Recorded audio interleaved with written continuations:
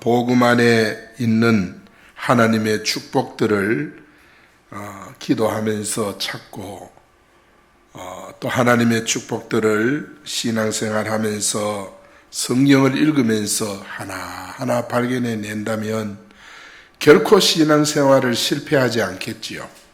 여러분 그렇지 않겠습니까? 하나님의 모든 계획은 복음 안에 감추어져 있는 줄로 믿습니다.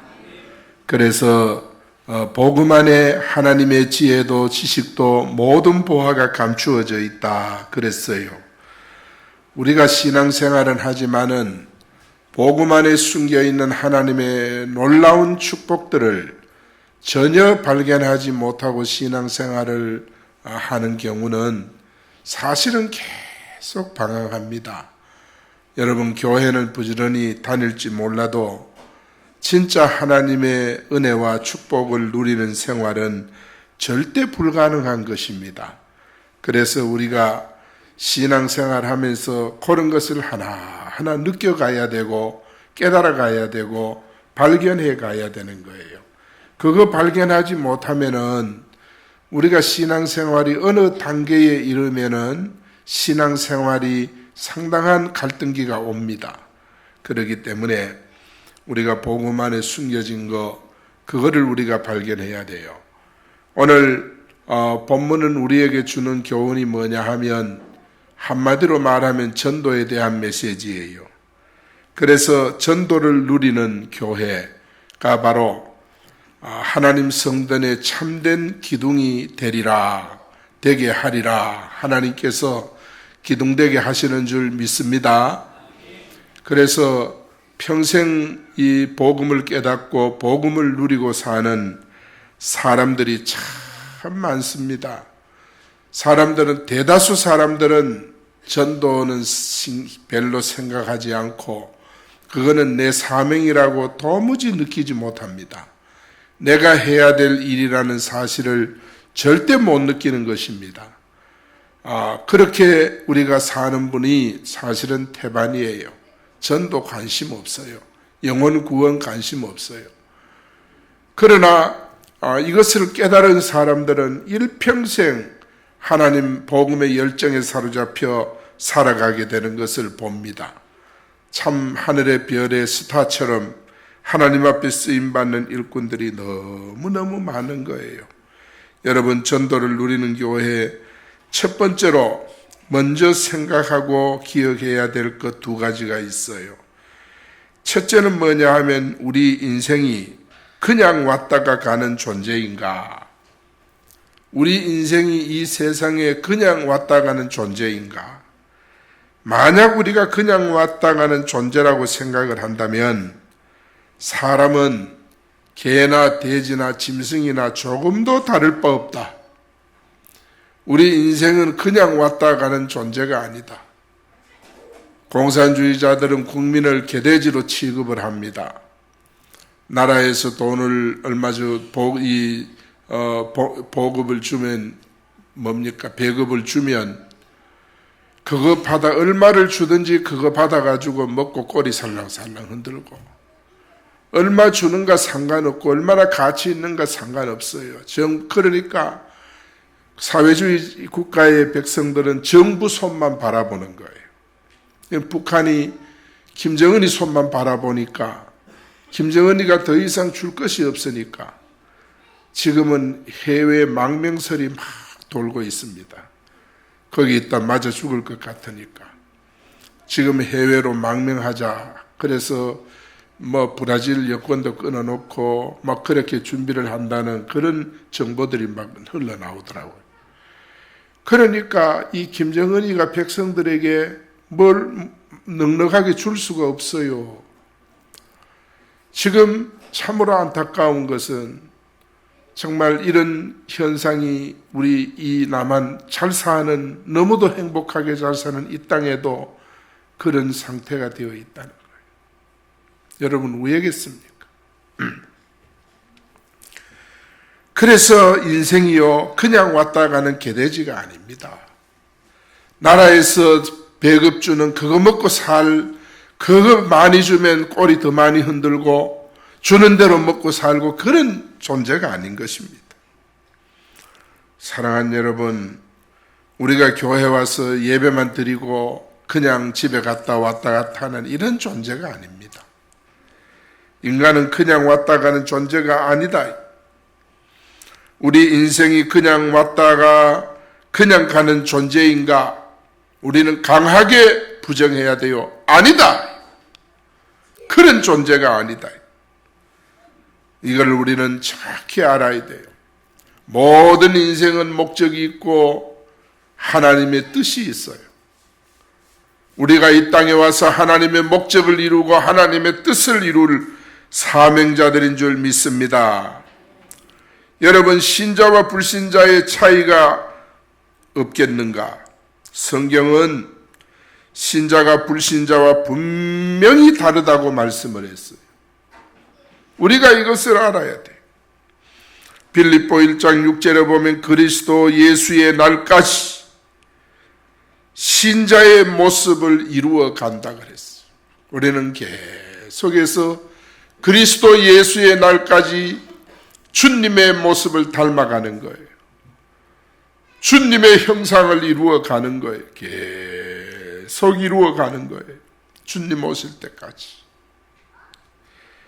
에베소 1장 3절에 보면 신령한 복 주기 위해서 하나님이 신자를 불렀어. 우리는 주님 앞에 돌아오면 신령한 복을 받아요. 우리가 신앙생활을 제대로 하면은 눈에 보이지 않지만은 거룩한 복, 신령한 복을 우리가 누리게 되는 줄 믿습니다. 성도들이 신앙생활을 하면서 정말 믿음 생활 제대로 하고 신앙생활 제대로 하고 하나님의 은혜가 뭔지를 알고 축복이 뭔지를 알고 그래서 하나님의 은혜가 귀한 줄 알고 이게 좀 신령한 복을 받은 증거예요. 신령한 복이 뭔지를 모르는 분들은 하나님과 나 사이에 일어나는 온갖 영적인 현상들을 몰라요. 우리가 하나님 앞에 기도하면 하나님께서 우리 눈으로 세상에서 볼 수 없는 것을 보게 하고 세상에서 들을 수 없는 것 듣게 하고 세상에서 들을 수 없는 것 깨달을 수 없는 것 깨닫게 하고 우리가 하나님 앞에 살면 하나님께서 그러한 눈을 열고 귀를 열고 감각을 열고 하나님께서 은혜를 열어 가시는 줄 믿습니다. 이런 신령한 복을 우리가 받고 누리고 사는 이것이 바로 참 성도의 모습입니다. 갈라디아 6장 8절에 7절에 8절에 보면 신자는요 성령을 위해 심으며 영생을 거두게 된다 그랬어요. 우리는 땅에 심는 것이 성령을 심어요. 하나님의 깊은 뜻을 깨닫고 하나님의 뜻을 이 성령을 심는다는 말은 성령의 인도를 따라 순종한다는 말이에요. 철저하게 순종하는 삶으로 변화가 되는 거예요. 여러분, 신앙생활은 순종할 때 아름다운 열매가 맺게 되는 줄 믿습니다. 그래서 우리는 계속해서 성령을 위해 심어요. 그래서 성령의 뜻을 쫓아가요. 이 성령의 음성을 들으면 한없이 기쁘고 행복하고 즐겁고 성령이 우리에게 역사하면 질병도 치유되고 문제도 해결되고 길도 열리고 금년 안에 이런 역사가 나타나기를 축원합니다. 계시록 22장 10절에 보면은요 불신자는 계속해서 불의를 행하는 자는 계속해서 불의를 행하고 더러운 자는 계속해서 더러운 일을 행한다 그랬어요. 여러분, 불의는 뭡니까? 하나님을 불신하는 거예요. 절대 하나님 못 믿어요. 계속해서 얼마나 이게 불신이 무서운가. 아버지와 그 자식에게까지 그대로 전달이 돼요. 불의를 행하는 자는 계속 불의를 행해요. 더러운 자는 계속 더러운 일을 행해. 더럽다는 것은 요사이로 동성연애 같은 음란한 이런 것이 더러운 것이에요. 그리고 우상숭배, 이 더러운 것이에요.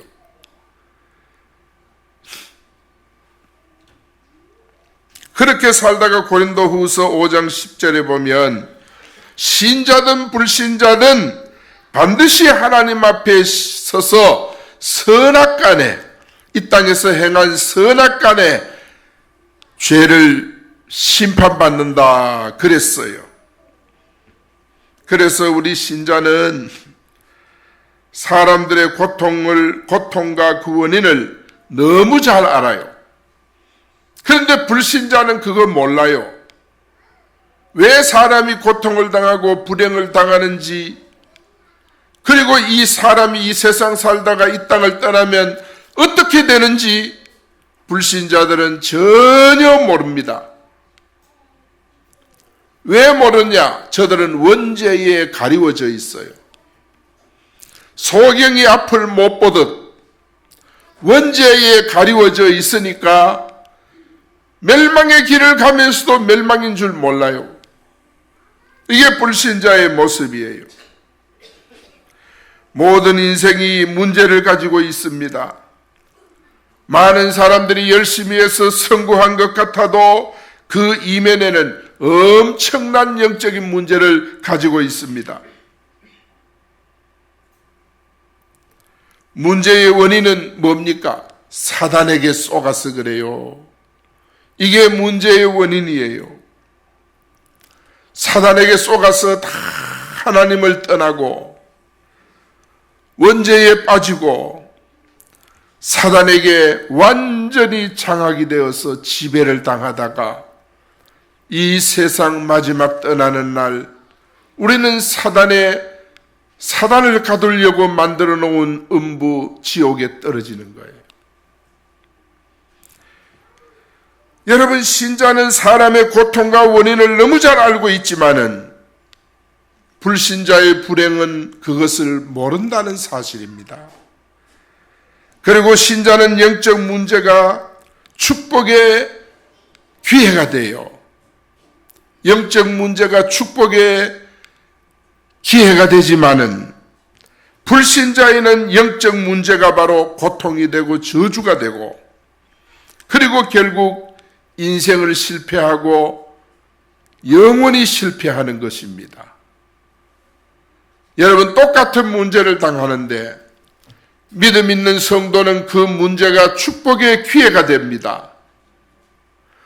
그러나 믿음이 없는 사람은 문제가 불행과 저주가 되는 거예요. 믿음의 사람은 문제가 오면 도전합니다. 기도로 도전하고 말씀으로 도전하고 하나님 앞에 메어 달립니다. 하나님 앞에 부르짖습니다. 그런데 불신자는, 이 믿음이 없는 연약한 사람들은 똑같은 문제인데 문제가 오면 사람들이 낙심하고 좌절하고 불신앙합니다. 그러니까 불신자는 오직 하겠습니까? 신자에게는 영원한 내세가 예비되어 있습니다.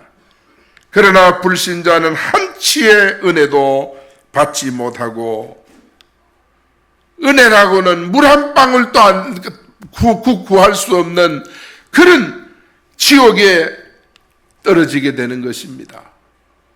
사랑하는 여러분, 오늘 우리는 우리 후대들이 나의 믿음 없음 때문에 이렇게 불행에 떨어지지 않도록 우리는 복음으로 막아야 하는 줄 믿습니다. 우리가 먼저 믿는 우리가 얼마나 중요한지 몰라요. 먼저 믿는 우리가 얼마나 책임이 있는지 몰라요. 그래서 우리는 정말 내가 신앙생활을 어떻게 할까 고민하지 말고 우리는 복음으로 복음을 깨닫고 정말 마지막 시대 마지막 주자로 살아갈 수 있는 우리 성도 여러분 되기를 축원합니다. 복음 안에서 세상을 보면 삶의 목적이 보이고 살아야 될 이유가 발견되어지는 줄 믿습니다. 그래서 우리는 정말 내가 복음의 은혜를 느끼는 사람들이요, 좋은 소식을 듣게 되면 그거를 넣어두지를 못해요. 좋은 소식을 듣든 안 좋은 소식을 듣든 사람들의 이 성격은 뭐냐 하면 전하려고 하는 거예요. 그렇게 막 전하는 거예요. 좋은 것이 있으면. 이게 사람의 마음의 심리예요. 정말 내가 예수 그리스도 만난 이 복음이 나에게 얼마나 위대하고 큰 복음인 것을 깨닫는다면 우리는 이것을 전할 수밖에 없는 줄로 믿습니다. 왜냐하면 전하고자 하는 것이 이게 사람의 체질이에요. 자꾸 전하는 거예요.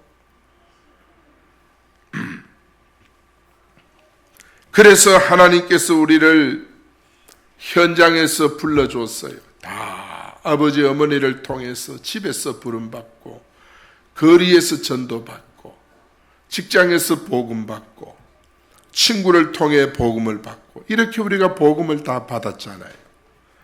그리고 우리는 가서 또 가까운 사람들에게 복음을 전하잖아요. 현장에서 우리를 불렀어요. 교회에 와가지고 예수 믿는 사람은 그렇게 많지 않아요. 전부 밖에서 내가 살고 있는 곳에서 복음을 받게 돼요. 그래서 신앙교육은 교회 안에서도 이루어지지만은 가정에서 이루어지는 거예요. 셀에서 이루어지는 거예요. 거기서 신앙생활이 제대로 모양을 갖추게 되고 형식을 갖추게 되는 겁니다. 왜 하나님께서 현장에서 영혼을 구원하시는가? 현장에서 우리를 부르신 이유가 뭔가? 그것은 하나님의 영원한 계획이 거기 있기 때문이에요. 하나님의 전도 계획이 현장에 있는 줄로 믿습니다. 하나님의 전도 계획이 바깥에 있어요. 우리가 살고 있는 그곳에, 근무하는 그곳에 하나님의 계획이 있는 것입니다. 그래서 예수님도 밖으로 계속, 그때는 교회 회당이 없으니까, 건물이 없으니까 밖으로 계속 다니며 전도하셨고, 제자들도 데리고 다니면서 전도를 하셨고, 제자들도 밖에서 전도를 했고, 그리고 일터에서 또 불렀고, 하나님은 항상 그렇게 하셨습니다. 사랑하는 여러분, 복음 증거는 우리 신자들이 해야 되느냐 안 해야 되느냐 고민하는 것이 아니고 당연히 해야 될 일입니다. 우리가 훈련받은 사람만 하는 것이 아니라 복음을 받은 사람은 누구든지 감당해야 될 것이 복음 증거인 줄로 믿습니다. 우리는 때를 기다리면서 전도하는 것이 아니라 때를 얻든지 못 얻든지 전해야 하는 것이 바로 복음인 줄 믿습니다. 그래, 이렇게 너무도 당연한 것이 복음이기 때문에 복음 전도는 신자의 본업이라 이렇게 말한 거예요. 창세기 3장 15절이 바로 복음입니다. 창세기 3장, 이 출애굽기 3장 18절도, 이사야 7장 14절도 전부 뭐냐? 복음의 내용이에요. 마태복음 16장 16절도 복음입니다. 여기서 구약과 신약을 통틀어서 뭐를 증거하느냐? 창세기 3장 15절, 출애굽기 3장 18절, 이사야 7장 14절, 마태복음 16장 16절, 이거는 뭐를 전하느냐? 주제가 하나입니다. 그리스도입니다. 그리스도를 누리고 그리스도를 알고 그리스도를 말하는 것이 바로 그리스도 운동이요 생명운동이라는 것입니다. 그래서 왜 그리스도를 그렇게 말씀을 하느냐? 그리스도만이 내 인생 저주 문제를 해결할 수 있는 유일한 제사장이기 때문에 그렇습니다. 그리스도만이 내 인생을 속이고 지옥의 음부에 던져넣기를 간절히 소망하고 밤잠도 안 자고 설치는 사단을 결박하는 그 힘이 바로 그리스도이기 때문인 줄 믿습니다.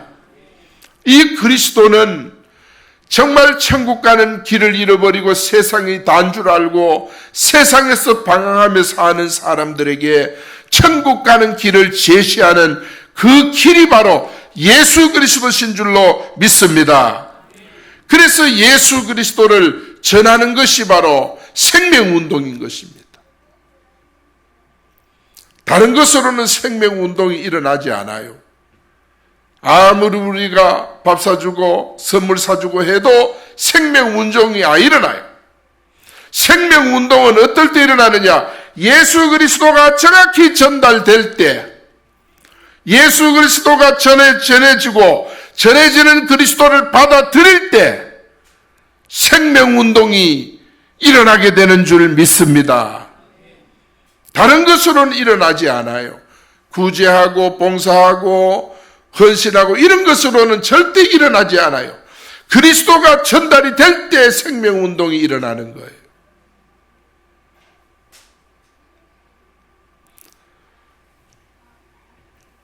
제가 지금 감기가 좀 들어왔는데 애들 너무 귀엽다고 익하다고만 내가 올랐는 것 같아. 그래가지고 누구한테 원망도 못합니다. 그런데 이 감기가 오는데 이 감기도 정확한 감기약을 딱 먹으면 그때부터 치유운동이 일어나요. 치유가 되는 거예요. 그와 똑같은 것입니다. 예수 그리스도가 전해질 때 죄가 해결되는 생명운동, 사단이 물러가는 생명운동, 하늘 날아가는 길이 열리는 생명운동, 이것이 일어나게 되는 줄 믿습니다. 그래서 예수 그리스도 이름의 비밀을 누리면서 그 이름의 비밀 앞에 내 생명을 드릴 수 있는 거예요. 그 이름 앞에 내 일생을 바칠 수 있는 거예요. 내가 복음에 대한 참된 생명운동이 내게 일어날 때 우리는 무슨 일이든지 할 수 있어요. 여러분, 6.25 전에는 북한에 3,500여 교회가 있었어요. 3,500여 교회가 있었는데 김일성 일가에 의해서 그 3,500여 교회가 전부 파괴돼 버렸어요. 지금 이북에 있는 봉수, 칠골 이 두 교회는 교회가 아니고 선전용입니다. 평소에는 문 닫아 놓다가 이제 남한에서 교인들이 왔다 하면 그때 이제 모여가지고 예배 드리는 척 하는 그런 선전용입니다. 교회가 하나도 없습니다. 다 허물어졌습니다. 제가 신학교 다닐 때 신성종 교수님, 우리 교수님이었는데 신학을 가르치는 분이었는데 이분이 신학자로서 자기 장모 권사님이 천국에 대해 이야기를 할 때 자기는 천국에 대한 확신이 별로 없다는 것을 스스로 깨달은 거예요. 내가 신학을 연구하는 신학자고 교회를 목회한 목회자지만은 장모님이 천국에 대해서 이야기할 때 확실하게 증거를 해줄 수 없었다는 거예요. 그래가지고 내가 이래 살아서 되겠느냐. 그렇게 기도하다가 하나님이 환상 중에 8일인가 환상을 쭉 보여주는데 그 환상 가운데 지옥을 하나님이 보여주는데 지옥을 안내하는 자가 누구냐? 북한의 강양욱 목사라는 거예요. 강양욱 목사가 너무너무 파리하고 이상하게 바삭 마르고 정말 그런 참 몰골이 말할 수 없는 모습을 가지고 신성종 목사를 안내해서 지옥을 구경시켜 주더래요. 그 강양욱 일가, 김일성 일가가 얼마나 많은 기독교인들을 박해하고 핍박하고 순교시키고 처형하고 그렇게 했습니다. 그 당시에 70년경에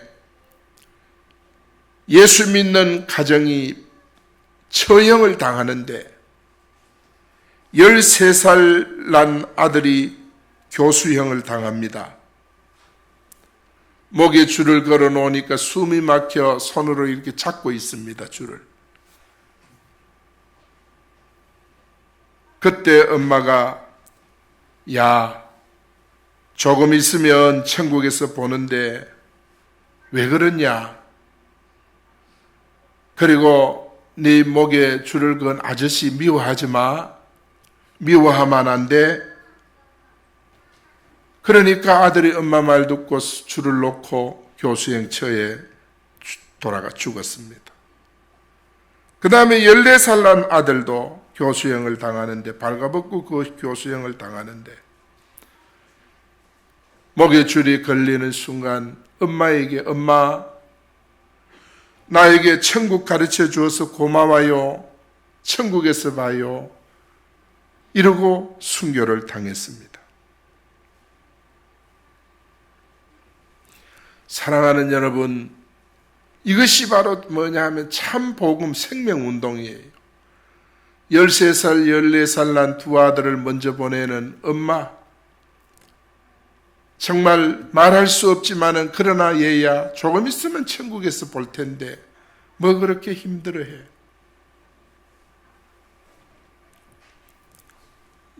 이 가정에 예수 생명운동, 예수 복음운동이 일어난 거예요. 북한의 교회가 그렇게 무너져 갔어요.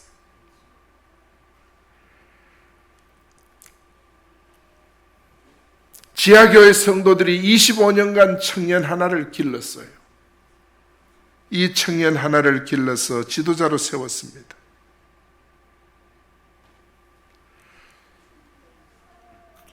그런데 북한에 들어간 어느 선교사가 북한에서 그러면 체포가 됐어요.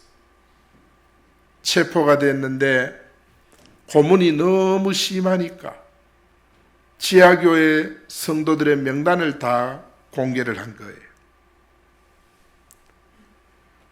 그러면서 그때 끌려가던 어머니와 아들, 딸 끌려가면서 쪽지를 남겼는데 뭐냐, 목사님, 저를 구하려고 노력하지 마세요. 남은 성도들을 잘 도와주세요. 그 청년에게 그 쪽지를 남겨주고 갔다는 거예요. 그러니까 저런 일로 인해서 3,500개 되는 교회 그 많은 성도들이, 목사 장로들은 강양욱 목사에 의해서 고자질이 되고 알려져서가 처형이 되고, 성도들은 신앙을 지키다가 그렇게 무너지고, 우리 순복음교회 이영훈 목사님이 김문수 지사가 쓴 조선일보에 기재한 글을 보고 이분이 완전히 돌아섰어요. 북한에는 교회가 없습니다. 북한이, 우리나라가 사회주의가 되면 대한민국의 제1호 숙청 대상은 우리 순복음 중앙교회입니다. 우리 순복음 중앙교회 성도 70만은 이제 이 나라를 구하기로 결단했습니다. 이 나라를 살리기로 결단했습니다. 사랑하는 여러분, 정말 절대로 기독교를 받아들일 수 없는 세력이 있어요. 복음을 절대로 배경하는 세력이 있어요. 기독교인을 처형한 어떤 소자가요, 처형한 성도가 가지고 있던 가죽 성경을 발견하고 그 가죽 성경을 집에 가지고 들어왔어요. 그랬더니 어머니가 갑자기 옷을 갈아입고 와서 내가 내 형제들을 죽였으니 나도 죽여라, 이러면서 그 소자에게 그야말로 멱살을 잡고 왜 내 형제들을 죽였냐. 너무 놀라가지고 이 소자가요, 어머니의 믿음을 받아들인 거예요. 어머니의 말을 듣고 성경을 5,000권을 반입을 했어. 북한에 가지고 들어가서 지하교회 성도들에게 5,000권을 나눠주고, 그거 나눠주다 발각이 돼서 어머니와 한날 한시에 처형을 당했어. 여러분, 현재 북한의 강제 수용소의 11%가 기독교인이래요. 11%가. 지금도 발각되지 않는 지하교인들이 한 70만 정도가 된대요. 사랑하는 여러분, 우리는 이런 면을 보면 너무 한가롭게 신앙생활 하는 것이 아닌가. 참 제가 이 글을 보고 부끄러운 생각이 들었어요. 미안한 생각이 들었어요. 우리가 기도해야 합니다. 할렐루야. 기도해야 합니다. 어떻게 우리가 예수 그리스도의 이름의 비밀을 이들처럼 누릴 수 있을까? 어떻게 우리는 그리스도 앞에 우리의 생명을 드릴 수 있을까? 어떻게 전도의 축복을 우리가 누릴 것인가? 하나님께서 나와 함께하는 임마누엘은 성경 전체의 주제입니다. 이번 설날도 임마누엘을 누리기를 축원합니다. 임마누엘을 누려야 돼. 현장의 영적 문제 해결하라고 준 귀신 쫓는 권세, 이거를 마음껏 사용할 수 있기를 축원합니다. 여러분, 귀신은 원문의 뜻은 똥파리입니다. 똥파리예요. 그와 같이 귀신은 하나님 앞에 기도해서 쫓아내는 것이 아니고, 똥파리가 밥에 앉았는데 무릎 꿇고 똥파리 쫓아달라고 하나님 앞에 기도하면 그 정신 나간 사람 아닙니까? 하나님이 똥파리 쫓아주세요 기도하면 정신 나간 사람. 똥파리는 어떻게 쫓습니까? 손으로. 바람을 일으키면 떠나가는 줄 믿습니다. 할렐루야. 우리가 악한 귀신이 역사하면 바람을 일으키면 됩니다. 기도의 바람, 찬송의 바람, 할렐루야. 바람을 일으키면 떠나는 줄 믿습니다. 예수 이름으로 명하노니 악한 영은 떠날지어다. 귀신은 물러갈지어다. 어두움은 흑암은 결박될지어다. 여러분, 예수 이름으로 우리는 명하여 쫓아낼 수 있기를 바랍니다. 그 권세를 하나님이 우리에게 줬어요.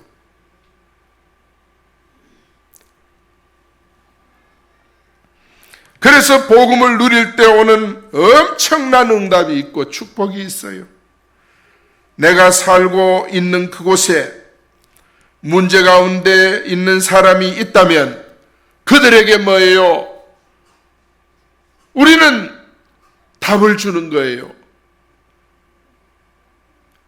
이스라엘에서 포로로 붙들려온 조그마한 계집아이가 아람 군대 장관 나만의 집에 여주인을 수종드는 종으로 들어왔는데 나만이 문둥병이 들었어요. 나만이 얼마나 고통스럽겠어요. 그 고통을 이 계집아이를 통해 해결하는 방법을 알게 된 거예요. 이게 복음이에요. 이 아이가 가진 복음은 뭡니까?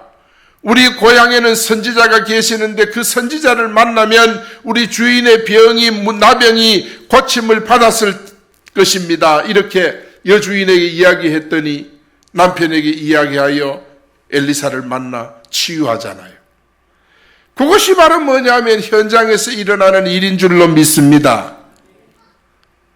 우리가 살고 있는 현장에도 이런 나병 환자들, 영적인 나병 환자들, 문제를 스스로 해결할 수 없어 방황하는 수많은 사람들이 있는데 그들에게 우리는 간단하게 저분이 예수님 만나면 해결되는데, 예수님 믿으면 치유되는데, 예수님 믿으면 문제 해결되는데, 이런 답을 우리는 줄 수, 이게 어디서 현장에서 일어나는 것인 줄 믿습니다. 그들에게 우리가 예수 그리스도를 정말 정확하게 증거를 하고 또 한 번 증거를 하고, 그렇게 복음이 증거되는 동안에 만남을 통해서 저주가 끊어지고 불행이 끊어지고 사단의 역사가 떠나고, 할렐루야. 그래서 우리는 답만 주는 것이 아니라 만날 때마다 예수 그리스도를 증거하고 전해서 정말 믿음이 회복되고 신앙이 회복되도록, 저주가 끊어지고 불행이 사라지도록 만들어주는 일을 누가 하느냐? 우리가 하는 거예요. 그래서 그런 일을 하기 위해 때로는 내 가정을 개방합니다. 가정에서 늘 모시고 대접도 하지만은 복음을 줘서 치유하게 하고, 때로는 내 달란트를 이용해가지고 김치 잘 담그면 잘 담그는 김치를 통해서, 정말 맛있는 음식을 하면 그 음식을 통해서, 봉사를 하면 봉사 잘하는 그 기능을 통해서 우리가 그리스도의 복음을 전하고 증거하는 일에 쓴다면 이것이 바로 현장을 살리는 길인 줄로 믿습니다. 이렇게 우리는 내가 그곳에서 조용하게 일을 시작했는데 하나님은 이 일을 통해서 한 지역을 정복하게 하고 한 동네를 정복하게 하고, 이것이 바로 하나님의 복음 계획이고 하나님의 기쁜 뜻인 줄로 믿습니다.